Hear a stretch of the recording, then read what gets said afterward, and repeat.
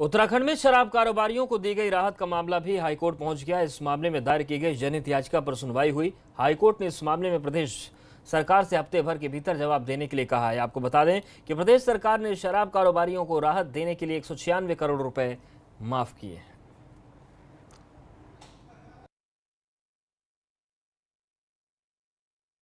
सरकार के पास अपने कर्मचारियों को देने तक के लिए तनख्वाह के पैसे नहीं है और उन्होंने 30% भत्तों की भी उसमें कटौती की है। और दूसरी तरफ जो ट्रांसपोर्ट व्यवसायी परेशान घूम रहे हैं, ट्रक व्यवसायी, उनका भी टैक्स किसी भी तरह का कोई माफ नहीं किया कोविड पीरियड में, जबकि उनके ट्रक भी नहीं चले थे। तो ये जो सरकार की पिक एंड चूज की जो दोहरी नीति है, इसको चैलेंज किया था। इस पर माननीय न्यायालय ने आज संज्ञान लिया है और सरकार से इसमें जवाब मांगा है 3 हफ्ते में कि किन परिस्थितियों में और क्यों इनको जो है ये छूट प्रदान की। लॉकडाउन के दौरान यूपी के विधायक अमन मणि त्रिपाठी सहित अन्य लोगों को केदारनाथ जाने के लिए पास जारी किए गए थे। इस मामले में नैनीताल हाईकोर्ट ने दायर की गई जनहित याचिका पर सुनवाई हुई। राज्य सरकार ने हाईकोर्ट में जवाब दाखिल करने के लिए अतिरिक्त समय की मांग की, जिसे स्वीकार करते हुए 10 दिन के भीतर जवाब दाखिल करने को कहा गया है। गंगोत्री धाम के तीर्थ पुरोहित ने देवस्थानम बोर्ड के विरोध में क्रमिक अनशन शुरू कर दिया है। तीर्थ पुरोहितों का कहना है कि वो सोशल डिस्टेंसिंग का ख्याल रखते हुए अपना विरोध जाहिर करेंगे। इनका कहना है कि सरकार ने देवस्थानम बोर्ड का गठन कर तीर्थ पुरोहितों के हक को छीना है।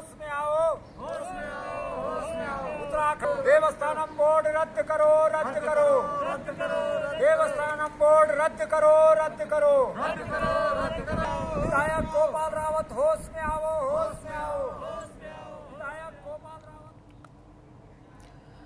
और अब रुक करते हैं उत्तराखंड फास्ट का। देहरादून में ट्रायल के दौरान कार में लगी आग, शोरूम कर्मी कस्टमर को दे रहे थे गाड़ी का ट्रायल। रुड़की रोडवेज डिपो से बसों का संचालन शुरू। हरिद्वार, ऋषिकेश, देहरादून के लिए चली बसें। मसूरी से भी रोडवेज बसों की हुई शुरुआत। पहले दिन बसों के लिए मिले कम यात्री।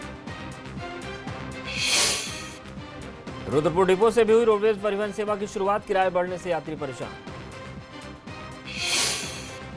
पंतनगर यूनिवर्सिटी में बनाए गए क्वारंटीन सेंटर से 4 लोग फरार। सितारगंज के हैं रहने वाले युवक।